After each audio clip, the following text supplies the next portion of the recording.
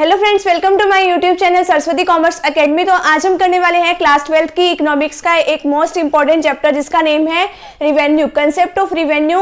हम इस चैप्टर को पढ़ेंगे, ये हमारा चैप्टर नंबर 9 है। अब रिवेन्यू का मतलब क्या होता है? रिवेन्यू का मतलब है कि हमें कोई इनकम जनरेट हो रही है, किस तरीके से। अब आपने पहले वाले चैप्टर में क्या सीखा था कि हाँ भाई, आपने कोई भी सामान जो है वो प्रोड्यूस किया है और उसको बनाने में आपकी कॉस्ट आई है, ठीक है। अब जब आप उस सामान को सेल करोगे तो सेल करने से आपके पास पैसे आएंगे, तो उसको हम क्या कहते हैं? रिवेन्यू। अब देखिए इसमें क्या बताया गया है रिवेन्यू में, इसकी एक डेफिनेशन है। Revenue refers to the amount received by a firm, यानी कि ये वो अमाउंट है जो कि फर्म को रिसीव होती है, किस तरीके से? From the sale of a given quantity of a commodity. Commodity का मतलब क्या होता है? गुड्स, यानी कि जो मार्केट में जितने भी गुड्स वगैरह हैं, जो हमारी गुड्स हैं, अगर हम उसको सेल कर देते हैं, जो भी हमें इनकम उससे रिसीव होती है, उसको हम क्या कहते हैं? रिवेन्यू कहते हैं, ठीक है। जितनी ज्यादा हमारी सेल बढ़ेगी उतनी ज्यादा रिवेन्यू हमारी बढ़ेगी, ठीक है। अगर हम नोटबुक को सेल कर रहे हैं, एक नोटबुक अगर हम 10 रुपीज की सेल कर रहे हैं, ठीक है, अगर हम पहले मान लो एक दिन में 10 नोटबुक सेल कर देते थे, ठीक है, तो हमारी इनकम कितनी आती थी? 100 रुपीज, ठीक है। अब हम एक दिन में 11 मतलब उसको सेल कर रहे हैं नोटबुक को, तब अब कितनी इनकम आएगी? 110। तो जैसे ही मतलब हमारी जो है, अगर हम उसको बढ़ाते हैं, सेल को बढ़ाते हैं, तो हमारी रिवेन्यू भी बढ़ जाती है। तो money received from the sale of a product, उसको हम क्या कहते हैं? रिवेन्यू। यानी कि जो भी हमारे पास प्रोडक्ट है, अगर हम उसको सेल कर देते हैं तो उससे हमारे पास क्या आती है? रिवेन्यू आती है, ठीक है। कंसेप्ट ऑफ रिवेन्यू में हमारे पास 3 कंसेप्ट है: टोटल रिवेन्यू, मार्जिनल इनकम और एवरेज इनकम। इसको हम रिवेन्यू भी कह सकते हैं। अब टोटल रिवेन्यू का मतलब क्या है कि टोटल हमें कितनी मतलब रिवेन्यू मिली है, टोटल कितना हमारे पास पैसा आया है। Total revenue is a sum of all sale receipt, यानी कि जितनी भी हमने ओवरऑल सेल कर दी है तो उससे हमें कितना मतलब कितनी इनकम हमें मिली है ऑफ अ फर्म। इसको हम कैसे निकालते हैं? टोटल रिवेन्यू को P multiply by Q। P का मतलब क्या है? प्राइस मल्टीप्लाई बाय क्वांटिटी, ठीक है। अगर हम मान लो एक गुड को सेल कर रहे हैं, एक नोटबुक को सेल कर रहे हैं, अब देखो ये क्वांटिटी है 1 2 3 4 5, ठीक है। और अब देखो एक नोटबुक का प्राइस कितना है? 10, अगले का भी 10 है, मान लो 10 के हिसाब से हम सेल कर रहे हैं, ठीक है। तो P मल्टीप्लाई बाय Q, ठीक है। ये क्या है? Q, ये क्या है? P। अगर हम इसको मल्टीप्लाई कर देते हैं तो ये हम क्या निकालते हैं? अपनी रिवेन्यू निकाल लेते हैं, ठीक है। अब आगे क्या है? Average revenue. अब यानी कि पर यूनिट से हमें कितनी रिवेन्यू मिल रही है। अब इसमें तो हमने क्या सीखा था कि हम मान लो 100 जो है मतलब 100 रुपीज तक की हम सेल कर रहे हैं ना, ठीक है। हमने 10 नोटबुक सेल करी 10 रुपीज वाली, तो हमें कितनी मिली? 100, ठीक है। तो अब एक के बदले में हमें कितना प्राइस हमें मिलेगा, कितनी पैसे हमें मिलेंगे? Average revenue is the per unit revenue received from the sale of a commodity. एक कमोडिटी को सेल करने से हमें कितनी रिवेन्यू जनरेट हो रही है। अब हमारे पास टोटल रिवेन्यू तो कितनी है? 1000। क्वांटिटी कितनी सेल कर रहे हैं हम? 100, ठीक है। तो इसका फॉर्मूला है TR डिवाइडेड बाय Q, ठीक है। TR का मतलब टोटल रिवेन्यू 1000 है और डिवाइडेड बाय Q, Q का मतलब क्या? क्वांटिटी 100। तो उसको कट करेंगे तो यानी कि एक यूनिट को सेल करने से हमें 10 रुपीज मिल रहे हैं। मार्जिनल रिवेन्यू, अगर हम एक एडिशनल यूनिट को सेल करें तो उससे जो है कितनी हमारी टोटल रिवेन्यू पे फर्क पड़ेगा। Additional revenue generated from the sale of an additional unit of a output. ये किस तरीके से निकालते हैं? Change in total revenue divided by change in quantity, ठीक है। अब देखो कि जैसे कि हम पहले 10 नोटबुक सेल कर रहे थे, 10 नोटबुक सेल करने से हमें कितनी इनकम आई? हमें कितनी इनकम आ रही थी? 100, ठीक है। अगर मान लो हमने 10 के बाद अगली 11th, ठीक है, अगर हमने नोटबुक सेल करी है तो उससे हमें एक्स्ट्रा कितना मिला? एक्स्ट्रा कितना मिला? 10 रुपीज मिले ना हमें एक्स्ट्रा, तो वो इसके अंदर बताया गया है। तो ये तो हो गया हमारा कंसेप्ट ऑफ रिवेन्यू। आगे क्या है? AR and price are same. AR और प्राइस जो है वो सेम होते हैं। अब आपको पता है जो आपकी टोटल रिवेन्यू उसको आप क्या लिख सकते हो? P multiply by Q। AR आपका कैसे निकलता है? AR equal to TR divided by Q, यानी कि total revenue divided by quantity, ठीक है। आप इस तरीके से निकालते हो। अब आगे क्या है? AR को कैसे निकालते हो? अब AR की जगह, AR का मतलब क्या होता है? Total revenue divided by Q ना, तो TR को आप P मल्टीप्लाई बाय Q भी तो लिख सकते हो। तो ये TR की जगह P मल्टीप्लाई बाय Q लिख दिया, डिवाइडेड बाय ये क्वांटिटी तो पहले ही Q से Q कट गया, तो ये क्या रह गया?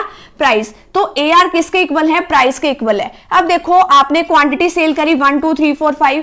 अब प्राइस और AR क्या होते हैं? आपके हमेशा सेम होते हैं, ठीक है। प्राइस जो है 10 है सभी का, ठीक है। अब आगे क्या है, टोटल रिवेन्यू आपकी कैसे आएगी, AR मल्टीप्लाई बाय क्यू या P मल्टीप्लाई बाय क्यू, ठीक है। 10 की 1 से मल्टीप्लाई करी 10, 10 की 2 से करी 20, 10 की 3 से करी 30, 10 की 4 से करी 40, 10 की 5 से करी 50, ठीक है। तो ये तो है टोटल रिवेन्यू कितनी आ रही है।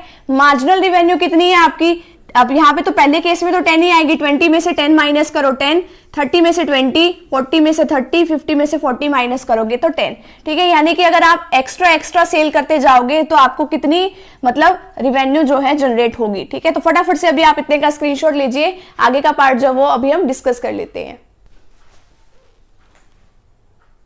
आगे क्या है, comparative study of revenue curves in different market. अब अलग अलग मार्केट्स हैं, ठीक है। मार्केट वो प्लेस होता है जहां पे बहुत सारे बायर्स और बहुत सारे सेलर्स जो हैं इकट्ठे होके वहां पे अपनी डीलिंग्स करते हैं, सेल परचेज करते हैं। अब अलग अलग मार्केट्स आएंगी, मार्केट्स के अलग अलग चैप्टर्स हैं, वहां पे आपको और भी अच्छे से समझ में आएगा।